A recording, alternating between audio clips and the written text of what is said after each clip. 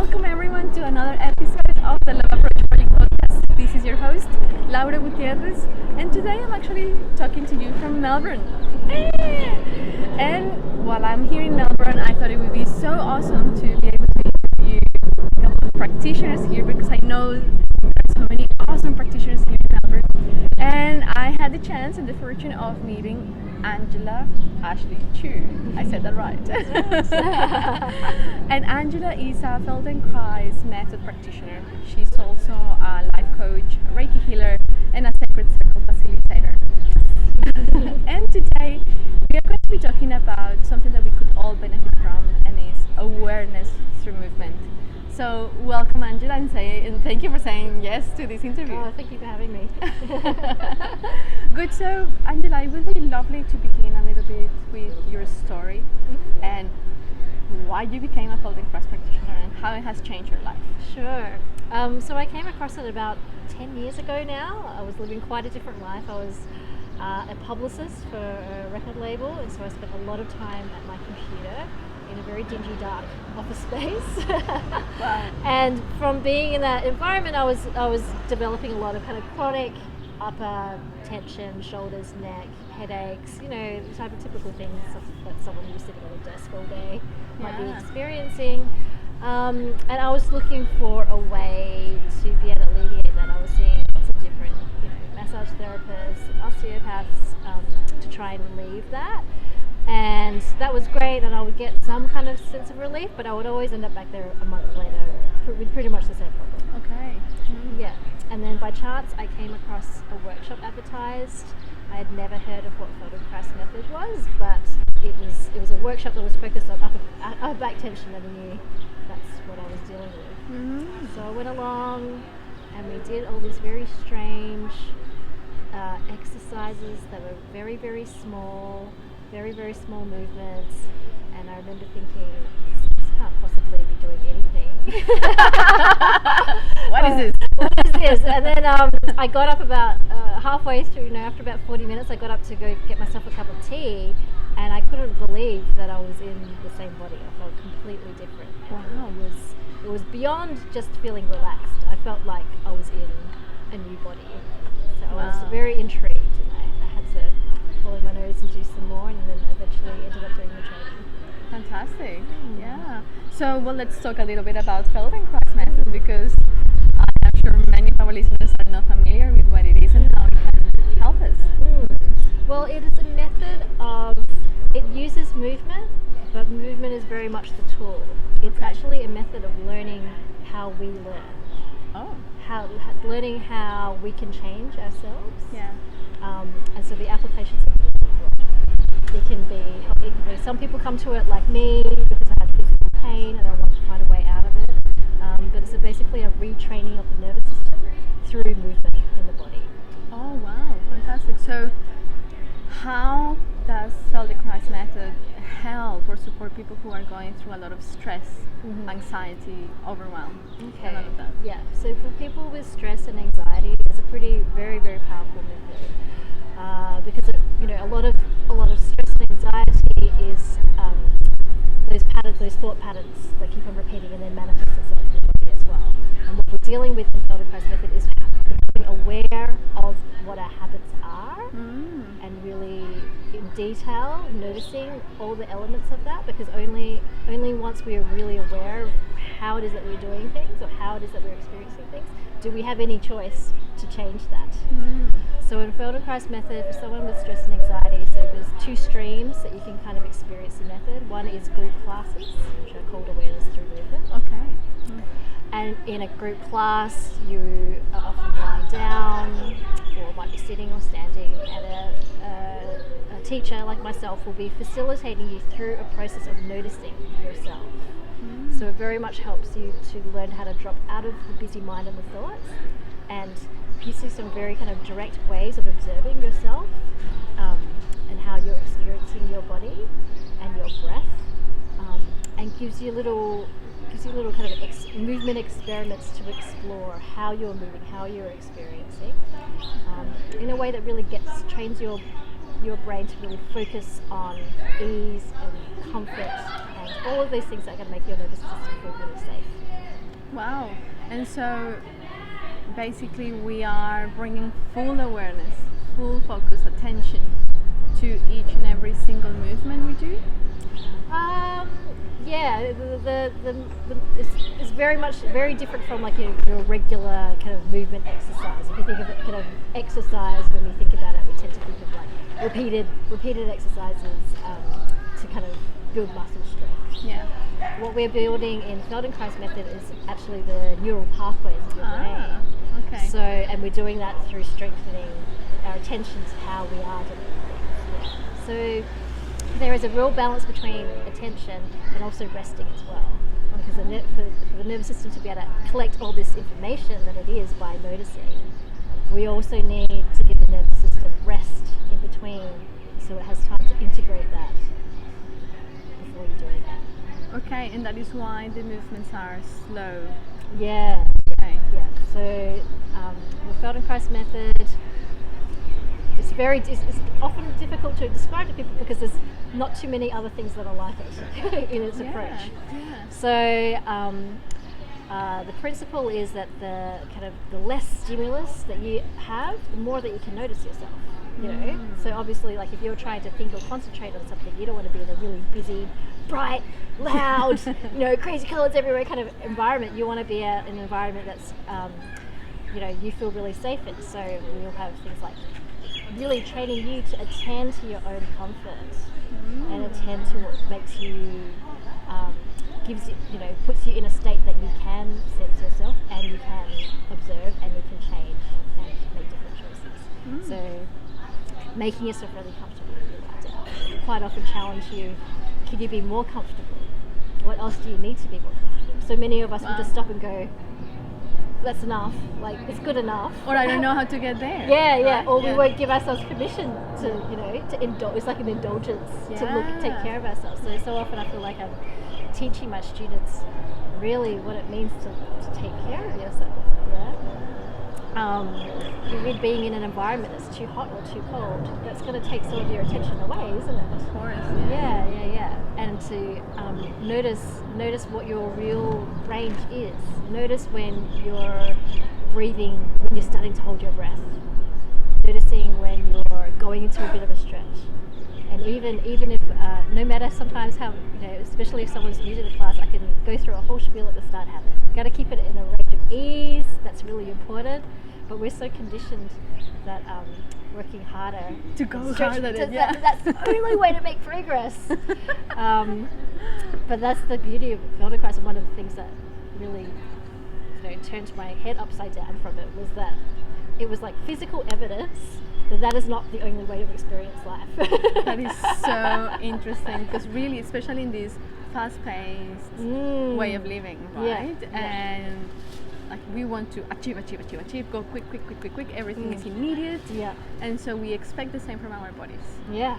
Right? And we feel push hard and I'll get. And that becomes our new level of norm. We don't even realize that is not the norm. All of the, when we're standing up or sitting up, our bodies are system so focused on keeping us upright, not from forward, that holds into one thing. So when we lie down on the ground, we can really feel those parts of ourselves that are overworking, because you can feel when you're lying down, they don't want to let go. They kind of be holding you away from the floor. Wow. It takes time before you can let go.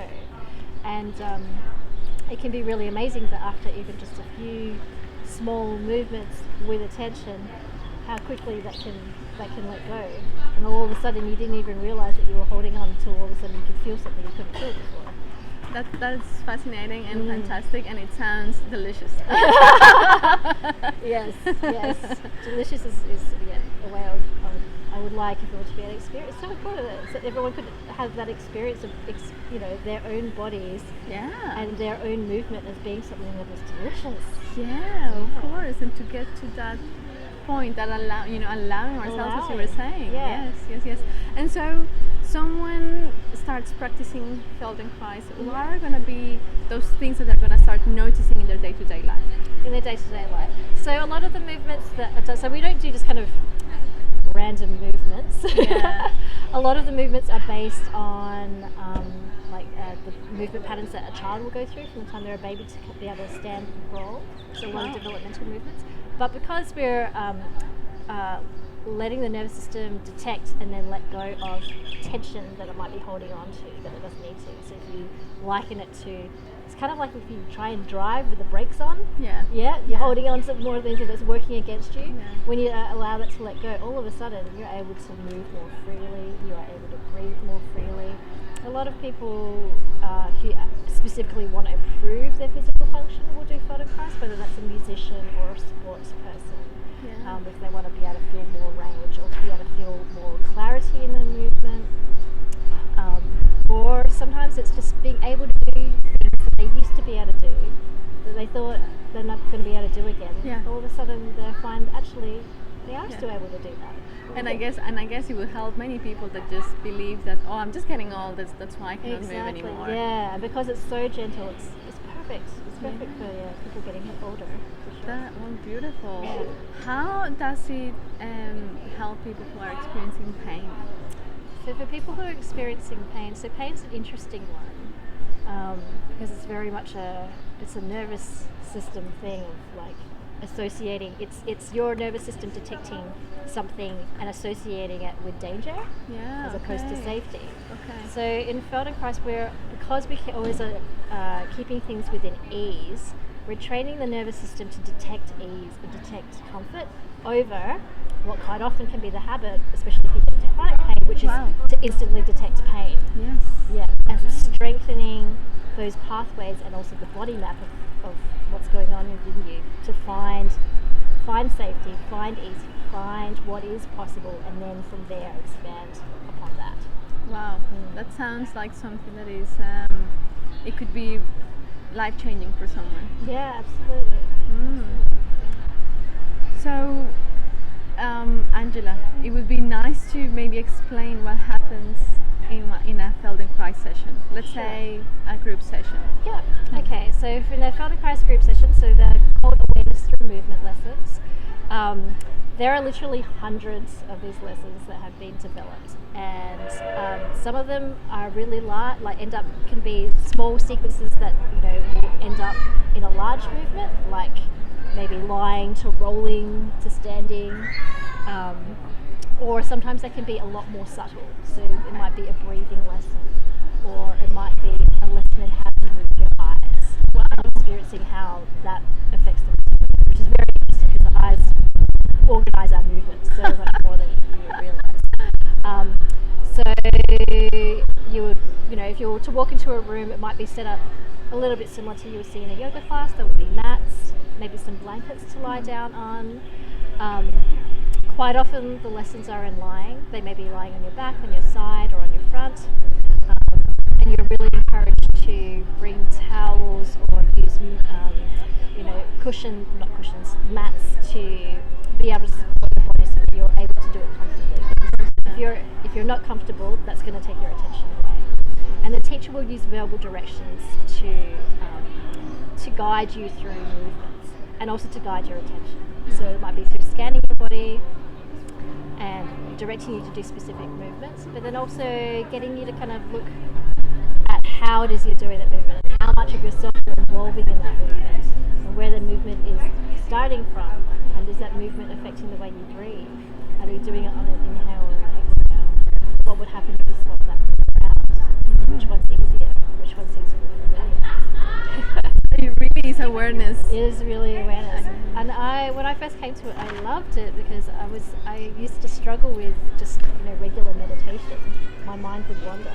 But the questions that were being asked were so unusual. Like I was finding things out about my body I'd never asked myself that question before. I don't know.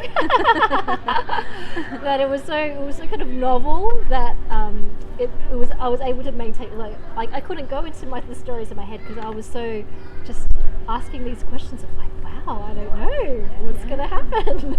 It's very exploratory, we could say. It's very exploratory. It's like kind of teaching adults to engage in the process that we did as naturally as babies. So it's remembering Yeah. that innate Yeah, wisdom of movement. It's organic. It's organic learning. So learning through experimenting, learning through what works, learning through what doesn't work, and knowing that each time it doesn't work, that's not a failure. That's just more information. Okay, not that way. How about this way? Yeah. We get so hung up on wanting to be really direct, really efficient, and not play and not explore as adults. So it's a beautiful space to relearn that, and even just being asked those questions. If you go to a weekly class, those questions start infiltrating the way you think. And all of a sudden, you just start becoming a bit more curious in your everyday life. Oh, I love it, because it involves a few different elements. So obviously awareness, play, curiosity, and not about it. From everything that you're explaining, I find that it's a method that helps you really come back to you. Yes, yeah. Becoming really aware of the thing that really makes you aware of is your patterns, your habits, the things that you take for granted. You think that's the only way. Actually, it's just a habit. Is it a useful habit? Do I want to maintain the habit, or do I want to try something else? Wow. Yeah. So it's exploring choices. Yeah. And so, can you create new habits? Yeah. Well, you could foster new habits in an organic way, rather than I have to do this. Yes. From today, the Yeah. habit changes. So I guess one of the other things that we learn in the class is that everything's broken down into very kind of small movements. So you do a little bit, and then you extend upon that. Okay. So really learning how to break things down to small steps, and how that done with a lot of care, a lot of self-care and attention, is ultimately far more organized and efficient than our usual way of dealing with things. Yes. I find this conversation very enlightening and reassuring, because there are other ways. There are other ways, and I love it that with Feldenkrais, it's not just an intellectual conversation about it. It's so experiential. You can't argue with that. Like, what just happens? I don't know. Yeah. So people go through those experiences. So as a practitioner, what have you seen as some of the biggest changes in your clients? I mean, it can happen on so many different levels, because as you know, there is no separating the mind, the emotions, and the physical. So for some people, well, just in the training course alone, it has been really, really fascinating for me to see how people have changed their approach, and just their real being, and it's particularly their self-talk over that time. Learn to be a lot more aware and compassionate towards themselves, less judgmental about what's going on, More accepting of themselves. And it's like practicing just noticing themselves rather than instantly judging. But on a physical level, all sorts of things can happen. I might be working with someone one-on-one, and they might be experiencing a lot of pain and tension in their neck that's been ongoing, and we might spend 40 minutes actually on their feet. Wow. And just really kind of getting into their feet, helping them sense their feet in a really detailed way, each toe, how that relates through the rest of their body, and it just shows how everything is connected. So working on that, all of a sudden they'll have a lot clearer sense, obviously, of their feet and the width of their feet, and that in itself might make them feel really taller, or more aligned, and then all of a sudden they've got freedom, because they've got the support that they need to be able to keep their head free. So since you're talking about that, how does it help us feel more in our bodies by practicing this? Well, the entire process is an embodiment process. So because we're asking you to sense. So it's sensing the weight of your body, sensing how it is that you move your body, feeling, noticing the connections between different parts of your body. So you might be, there are some amazing pelvic lessons. Like when I first did them, they blew my mind to realize that how rocking my pelvis moved my chest, helped my chest free, helped my neck free, my shoulders, head, and there's finding those relationships with the master. That's beautiful. So I would love to know, Angela, if you could share with us an exercise or some kind of movements that we this is one I've been playing with it at the moment. So I'm teaching this week, so it's fresh in my mind. But it's a great one that you can do at any time. So it's great for eye strain.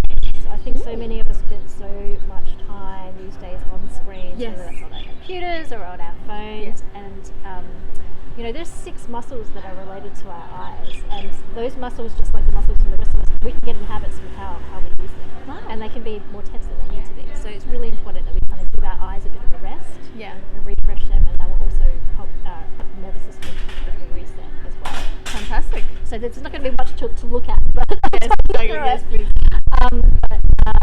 So if you kind of cup your hands, so if you put like your right hand over your right eye and your left hand over your left eye, so that you're blocking out all the light. Okay. And first of all, just notice you might be seeing some colours and some shapes. If you open the eyes, you can have your fingers crossing over each other.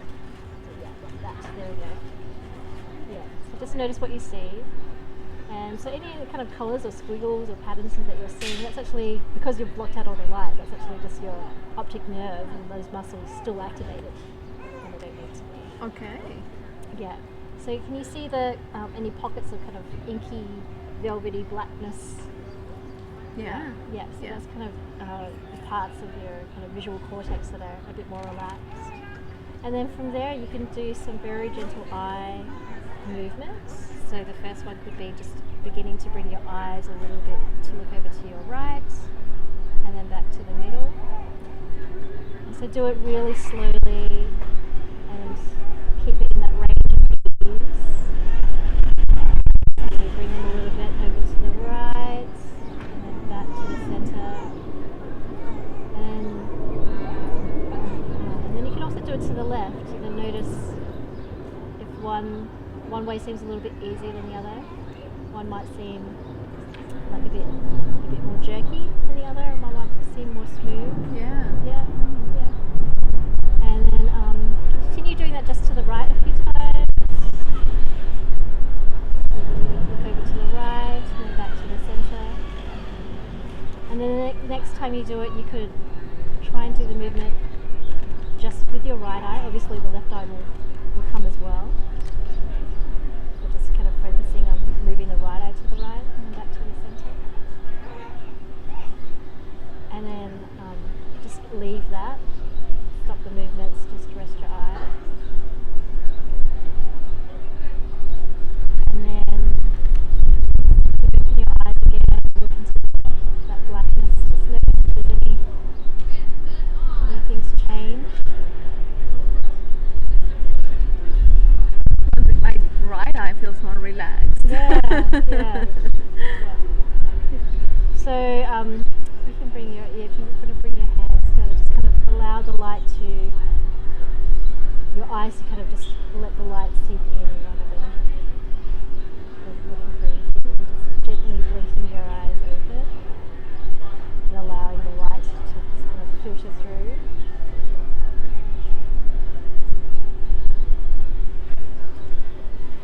And as you come to opening your eyes, just notice the quality of the movement of your eyes when you just kind of let the light seep in. And then, for a contrast, find something to focus on and really look at it. Yes, okay. Yeah, and notice what your eyes do, your sensation, how that feels to you, and then allow them to be soft again.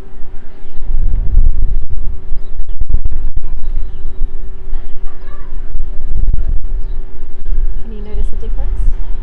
I just keep feeling that my right eye is different. Yeah. It's like there's a softness, definitely. Yeah. And just like an awareness, perhaps. And it's in that kind of seeking quality in the movement as well. It's trying to find those, like, what feels really delicious. And how could I make this feel even more luxurious? And if it feels really difficult, sometimes it's like asking yourself, okay, well, how could I make this simpler? Yeah. How could I do less? Yeah. It's It's a wonderful experience. I mean, this is just a little micro taste, micro taste of what it can be, but it's awesome to know that we look for pleasure. Yeah. You know, that we like naturally we want to do it when we allow it. Yeah, and allow ourselves to experience it. But in order to do that, we need to slow down. Slowing down. So sometimes it's really good to kind of be in an environment where you're getting told what to do. And someone is telling you, no, go slower, do less. Giving you permission. Permission, and rest. Rest is, I'm always telling you, rest as much as you need. The rest that I give you are like the minimum amount of rest. If you need to rest more, go ahead and do it. Like, you'll get brownie points for doing extra resting. Rest before you need to, you know? Yes, because I assume that I will build up this bank, let's say, of energy, of resilience, strength. Yeah, and it allows the nervous system in that time of where you're not thinking about anything and you just let it go to then be able to reorganize itself with all the new information that it's just picked up. That's fantastic. Awesome. Well, Angela, I wanted to ask you, and I wanted to ask you this before, but now, what's the story of Feldenkrais Method? How did it start? Where did it come from? So there was a man called Moshe Feldenkrais who was originally from Russia. He's lived one of those lives that it sounds like some kind of Russian spy novel. He does so many things, but he had a doctorate in physics. He worked with a Nobel Peace Prize winner. Wow. He was a master in judo. He was like the person who brought judo to the Western world. Wow. But he had a recurring soccer injury as a young man that led him to the point where in the late 40s where he was told he was going to need knee surgery. Wow. Mm-hmm. And at that time, knee surgery was not must have been terrible. Basically, he had a 50-50 chance that it would actually succeed. Wow. And if it did, he would need a cane. And if he didn't, he would be confined to a wheelchair for the rest of his life. And he was a really, really interested, curious,